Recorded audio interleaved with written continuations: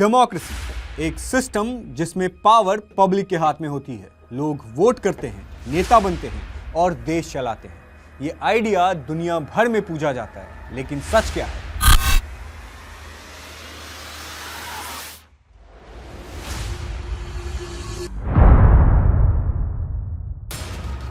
सच ये है कि डेमोक्रेसी हर जगह फेल हो रही है। नेपाल में लोग डेमोक्रेसी से थक चुके हैं। There are massive protests in Nepal.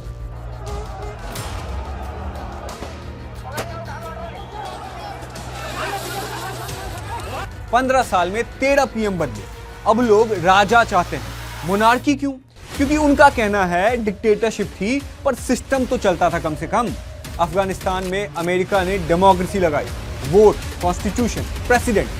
20 साल में सब कुछ कोलैप्स हो गया।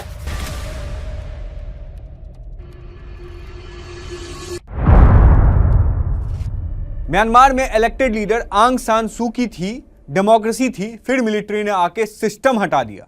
कू हो गया, प्रोटेस्ट हुए, लोग मारे गए, पर दुनिया चुप रही।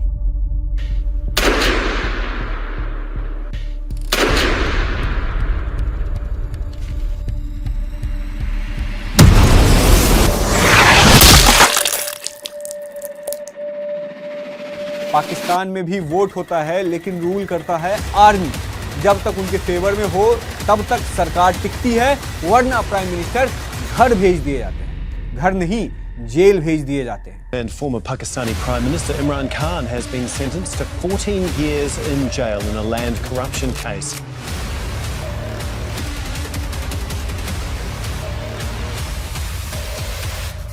और अमेरिका जो दुनिया को डेमोक्रेसी सिखाता है, उसी के दरवाजे पर क्राउड घुस गया था।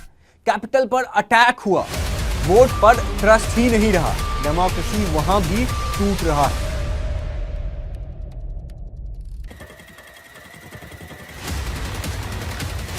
कहीं डिक्टेटरशिप, कहीं फेक इलेक्शन, कहीं लोग डेमोक्रेसी से फ्रस्ट्रेट, तो कहीं लोग सिर्फ नाम का वोट दे रहे हैं। लेकिन एक सवाल कोई नहीं पूछ रहा है, क्या डेमोक्रेसी सच में काम कर रहा है, या ये सिर्फ एक इल्यूजन है जिसमें आप सिर्फ वोट देते हैं पर पावर कभी आपको मिली ही नहीं। जो सिस्टम पब्लिक के लिए बना था, उसी से पब्लिक अब थक चुकी है। इस वीडियो में हम देखेंगे कि कैसे डेमोक्रेसी एक ग्लोबल स्कैम बन चुका है और दुनिया अब या तो कंट्रोल चूज कर रहा है या केओस। डेमोक्रेसी एक गोल्डन आइडिया लगता है, पावर टू द पीपल। लोग वोट देंगे, सरकार बनाएंगे और अपने लिए फैसला लेंगे। लेकिन इतिहास के पन्नों को पलट कर देखिए, ये सिस्टम या तो खुद लोगों ने छोड़ दिया या फिर किसी ने आके उसे कुचल दिया और आवाम कुछ नहीं कर पाई। इसकी शुरुआत करते हैं एनिशिएंट भारत में। मेरा बिहार, आपका अपना बिहार। वहां पर दुनिया का पहला डेमोक्रेसी लाइक सिस्टम था। गणसंघ, जहां लोग मिलके डिसीजन लेते थे, इलेक्टेड काउंसिल्स होती थी और सामूहिक लीडरशिप थी। ये सिस्टम किसी एक राजा पर डिपेंडेंट नहीं था। लेकिन आखिर क्या हुआ जब मगध जैसे सेंट्रलाइज्ड अग्रेसिव किंगडम ने अटैक किया? वैशाली का गणसंघ रेसिस्ट ही नहीं कर पाया। वो अंदर से कमजोर हो गया था और उसे टूटना ही पड़ा। डेमोक्रेसी एक आइडियल था, लेकिन प्रैक्टिकल नहीं। लोग डिवाइडेड थे, लीडरशिप स्कैटर्ड थी और अथॉरिटेरियन सिस्टम ने डेमोक्रेसी को एब्जॉर्ब कर लिया। एक साइलेंट टेक ओवर जिसमें आवाज नहीं उठी, सिर्फ परंपरा खत्म हो गई। एक समय था जब डेमोक्रेसी एक प्राउड आइडेंटिटी थी, पर जब टकराव हुआ सेंट्रलाइज पावर से, डेमोक्रेसी को खुद बचाने वाला कोई नहीं था। ऐसे ही कुछ साल बाद एथेंस में भी हुआ। एथेंस, जिसको वेस्ट डेमोक्रेसी का क्रेडल बोला जाता है। सुकरात, प्लेटो, एरिस्टोटल, फिलोसफर्स ने बोला वोट दो, डिबेट करो और अपने लीडर चुनो। लेकिन कुछ ही सालों में डेमोक्रेसी अपने ही कॉन्ट्राडिक्शन से घिर गई। एलिट्स ने पावर कंट्रोल की, वॉर्स के टाइम डिसीजन मेकिंग स्लो हो गई और फिर स्पार्टन, एक मिलिट्री लेड स्टेट, ने आके डेमोक्रेसी को क्रश कर दिया। आज हम एथेंस को सेलिब्रेट करते हैं, लेकिन भूल जाते हैं कि उनका डेमोक्रेसी बेयरली 100 साल भी नहीं टिक पाया। जहां जहां डेमोक्रेसी बनी, वहां उसके सामने खतरा वही थे, या तो इंटरनल वीकनेस था या एक्सटर्नल टेकओवर। ये पैटर्न सिर्फ एनिशिएंट में फॉलो नहीं होता था, बल्कि मॉडर्न दुनिया में भी डेमोक्रेसी की मौत कई बार कई लोगों ने अपने हाथों से की थी। 1979 ईरान में लोग सड़क पर निकले। शाह ऑफ ईरान, एक अमेरिकन बैक्ड डिक्टेटर को हटाया गया। लोगों के पास ऑप्शन था, वापस डेमोक्रेसी लाए या कुछ और। उन्होंने वोट दिया लेकिन एक लिबरल सिस्टम के लिए नहीं, उन्होंने इलेक्ट किया एक थियोक्रेटिक रिजीम, अयतुल्ला खोमैनी के लीडरशिप में। उनका कहना था हमें डेमोक्रेसी नहीं, हमें डिवाइन गाइडेंस चाहिए। आज भी ईरान में इलेक्शंस होते हैं लेकिन फाइनल अप्रूवल एक रिलीजियस सुप्रीम लीडर का होता है। ईरान में लोगों ने डेमोक्रेसी का दरवाजा खुद बंद कर दिया और अफगानिस्तान में लोगों ने उस दरवाजे को कभी पूरी तरीके से खोला ही नहीं। अफगानिस्तान में 20 साल तक डेमोक्रेसी का प्रोजेक्ट चला। अमेरिका ने प्रेसिडेंट बनवाए, इलेक्शंस करवाए, कॉन्स्टिट्यूशन लिखवा दिया, लेकिन ग्राउंड पे लोग कनेक्ट ही नहीं कर पाए। करप्शन था, ट्राइबल सिस्टम से क्लैश था और देश में यूनिटी नहीं थी। जब यूएस आर्मी गई, तालिबान 11 दिन में वापस आ गए, प्रेसिडेंट प्लेन लेकर भाग गए और इसके विजुअल हमें हमेशा से डराते रहेंगे, भगाते रहेंगे। और कई जगह पर लोगों ने तालिबान का स्वागत भी किया क्योंकि उनके लिए डेमोक्रेसी एक फेल्ड एक्सपेरिमेंट था। क्यों? क्योंकि ये शायद एक इंपोर्टेड आइडिया था जो लोकल सॉइल में ग्रो ही नहीं हुआ था कभी। जब डेमोक्रेसी लोकल रूट्स न पकड़ पाए तब या तो मिलिट्री उसे तोड़ देती है या लोग खुद उसे तोड़ देते हैं। नेपाल में भी ऐसा ही हो रहा है। There are massive protests in Nepal.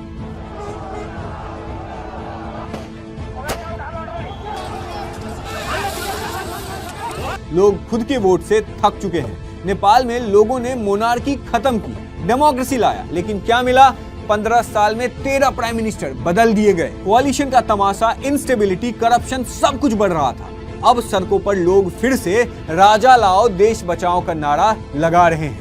उनका कहना है राजतंत्र था पर देश तो सही से चल रहा था ना। जब इलेक्टेड लीडर्स फेल होते हैं तो लोग डिक्टेटरशिप को याद करते हैं, लेकिन कई जगह तो डेमोक्रेसी सिर्फ नाम की होती है, असली पावर किसी और के पास होता है। और पाकिस्तान इसका टेक्स्ट बुक एग्जाम्पल है। पाकिस्तान में हर 5 साल में वोट होता है, लेकिन असली पावर आर्मी के पास होता है। जब तक सिविलियन लीडर आर्मी के ऑर्डर्स मानते रहते हैं तब तक सब ठीक हो रहा होता है, लेकिन जब इमरान खान जैसा नेता आता है तो उनको जेल में फेंक दिया जाता है। क्यों? क्योंकि वो आर्मी का विरोध कर रहे थे। ये डेमोक्रेसी नहीं, ये एक स्क्रिप्टेड शो है और लोग इस सिस्टम में ट्रस्ट खो चुके हैं। म्यांमार में लोगों को डेमोक्रेसी के लिए वोट दिया। आंग सान सू की जैसी नोबल लॉरेट लीडर वापस आई, लेकिन मिलिट्री ने एक दिन में कू कर दिया। इंटरनेट बंद, ऑपोजिशन लीडर जेल में डाल दिए गए और प्रोटेस्ट करने वाले सड़कों पर मारे गए और दुनिया बस कंसर्न जताती रह गई। प्लेटो का कहना था कि जब फ्रीडम हद से ज्यादा हो जाए तो उसका नेचुरल रिजल्ट होता है तानाशाही। और कुछ देश ऐसे भी हैं जहां डेमोक्रेसी कभी था ही नहीं, बस एक एक्सपेरिमेंट था जिसे तानाशाही के द्वारा निगल लिया गया। चाइना का केस सबसे बड़ा उदाहरण है। चाइना में भी एक वक्त था जब डेमोक्रेसी की बात होती थी। 1912 में सुन यात सेन ने रिपब्लिक बनाया, लेकिन इंटरनल वॉर, एक्सटर्नल प्रेशर और लीडरशिप क्राइसिस के चलते कम्युनिस्ट पार्टी ने सिस्टम टेक ओवर कर लिया। माओ जेडोंग की लीडरशिप में अथॉरिटेरियन रूल लाया गया और आयरनी ये है कि लोगों ने इस सिस्टम को एक्सेप्ट भी कर लिया। उन्हें चाहिए था ग्रोथ, कंट्रोल और ऑर्डर।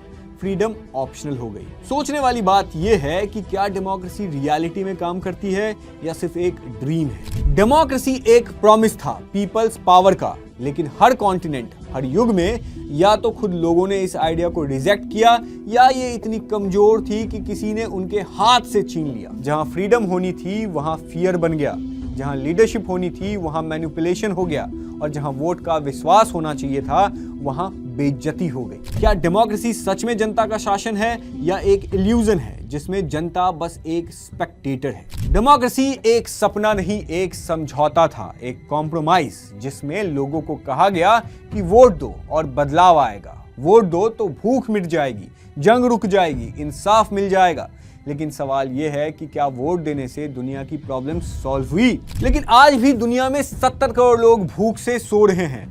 अफ्रीका में बच्चे मिट्टी खा करके जी रहे हैं और यूएस, यूरोप में लोग करोड़ों की फूड खिला रहे हैं अपने डॉग्स को। क्या ये इक्वालिटी है या एक इल्यूजन है जिसे वोट के नाम पर बेचा गया? और सिर्फ रोटी की बात नहीं, जब जिस्म का सुरक्षित रहना मुश्किल हो जाए तो डेमोक्रेसी के प्रोमिसेस सिर्फ स्पीचेस बन के रह जाते हैं। आप सोचिए, डेमोक्रेसी थी और उसी दौरान दुनिया ने 2 वर्ल्ड वॉर देखे।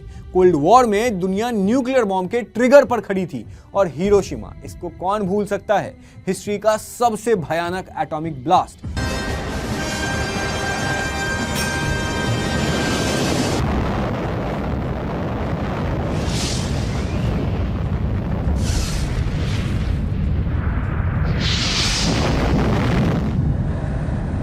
ये पावर का शो जिसमें लोग ह्यूमन कोलैटरल बन गए। डेमोक्रेसी के ठेकेदार कहते हैं हमारी सिस्टम सबसे एथिकल है, लेकिन जब जंग छिड़ी तो मोरालिटी सबसे पहले गिरी। डेमोक्रेसी का एक और प्रॉमिस था, सब बराबर होंगे, रेस, जेंडर, कास्ट सब एक जैसे ट्रीट किए जाएंगे। अमेरिका जो अपने आप को वर्ल्ड का ओल्डेस्ट डेमोक्रेसी कहता है, वहां भी आज ब्लैक कम्युनिटी को शूट किया जा रहा है, सिर्फ स्किन कलर के बेसिस पर। इंडिया में वोट मिलता है पर कास्ट अब भी वोट बैंक है, इक्वालिटी नहीं है। और क्या जेंडर के केस में सिचुएशन कुछ अलग है? नहीं, वही कॉर्पोरेट बोर्ड रूम्स, वही पार्लियामेंट बेंचेस और वही डिस्क्रिमिनेशन, बस नए वर्ड्स के साथ। तो जब डेमोक्रेसी न हंगर खत्म कर पाई, न फियर, न इनइक्वालिटी, तो क्या इसे सॉल्यूशन कहना सही है? मिडिल ईस्ट जलता रहा, Iraq, Syria, Libya, democratic forces ने इन्वेड किया, रिजीम बदला और डेमोक्रेसी स्टैब्लिश करने के नाम पर पूरा रीजन ही बर्बाद कर दिया गया।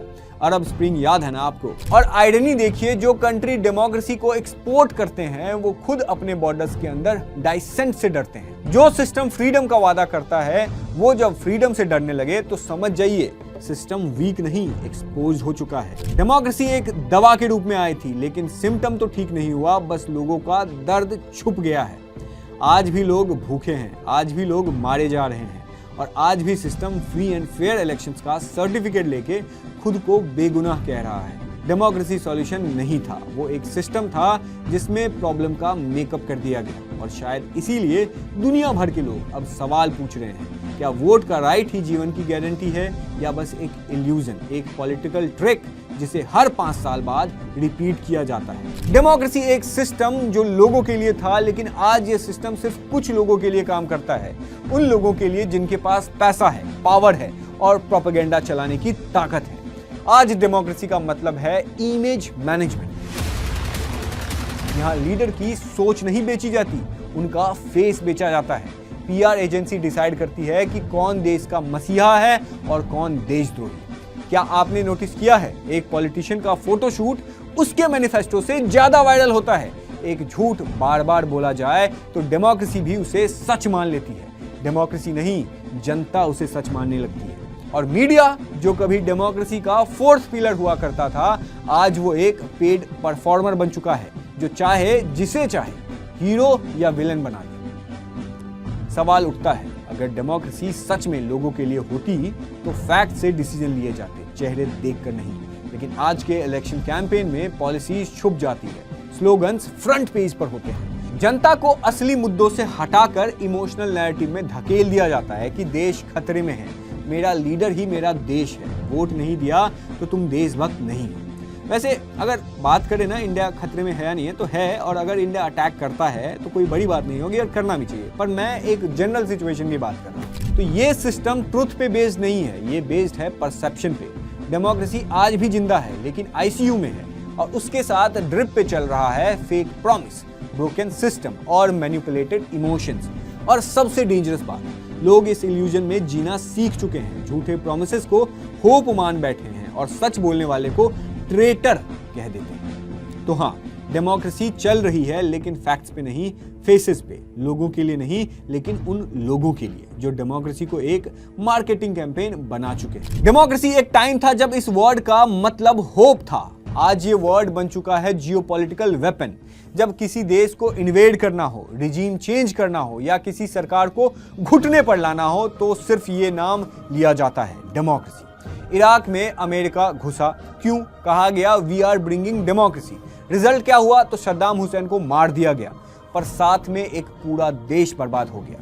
टेररिज्म फैला, सिविल वॉर हुआ और आज तक इराक खुद को संभाल नहीं पाया। लीबिया का क्या है? तो कदाफी को हटाया गया डेमोक्रेसी लाने के लिए, और आज वहां एक नहीं 3 गवर्नमेंट्स लड़ रही हैं। एक सिस्टम लाने आए थे और पूरा सिस्टम ही कोलैप्स कर दिया। अफगानिस्तान की बात कर ले तो वहां 20 साल तक डेमोक्रेसी इंपोज करने की कोशिश की गई, trillions of dollars, thousands of life, और फिर एक दिन में तालिबान ने टेक ओवर कर लिया। जो सिस्टम आर्टिफिशियल होता है वो ज्यादा दिन टिकता नहीं है। अब आइए यूक्रेन पे। नेटो और वेस्टर्न पावर ने कहा यूक्रेन डिजर्व्स डेमोक्रेसी और फ्रीडम, लेकिन इस नाम पे क्या मिला? वॉर, डिस्ट्रक्शन और ग्लोबल एनर्जी क्राइसिस। डेमोक्रेसी के नाम पे लोगों को बैटलफील्ड में धकेल दिया गया। ट्रुथ ये है कि डेमोक्रेसी अब एक मॉडल मास्क बन चुका है। जहां भी वेस्टर्न पास अपना इंटरेस्ट देखते हैं, वो पहले मीडिया से नैरेटिव बनाते हैं, फिर प्रोटेस्ट फ्यूल करते हैं और फिर कहते हैं कि पीपल डिजर्व डेमोक्रेसी। लेकिन असली मकसद होता है रिजीम चेंज, रिसोर्सेज पर कंट्रोल और लोगों के ऊपर कंट्रोल, ना कि लोगों की फ्रीडम।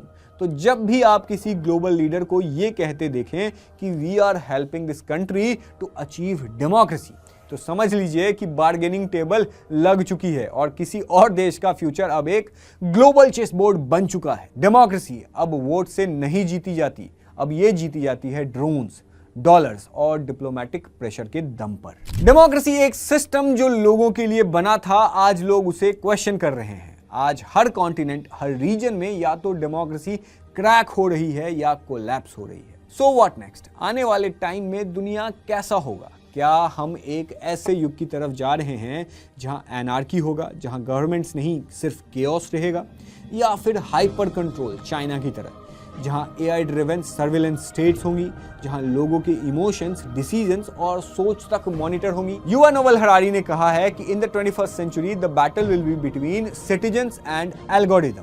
देखिए, ट्रुथ ये है कि democracy is in the crisis mode. Trust टूट चुका है, इलेक्शंस जोक्स बन चुके हैं, मीडिया क्रेडिबिलिटी जीरो हो चुकी है और लीडर्स बस कल्ट फिगर्स बन गए हैं।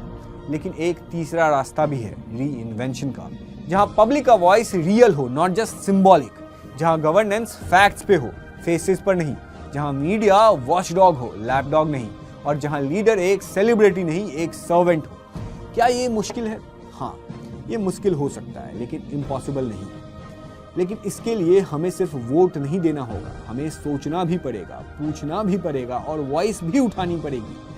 सो आपसे अब एक सवाल, आपको क्या लगता है डेमोक्रेसी का फ्यूचर कैसा होगा? एनार्की होगा, ऑथोरिटेरियनिज्म होगा, या एक नए सिस्टम की शुरुआत करनी चाहिए? कमेंट सेक्शन में आप जरूर बताइएगा। क्या आप डेमोक्रेसी में विश्वास रखते हैं या आप भी इस इल्यूजन को डीकंस्ट्रक्ट कर चुके हैं?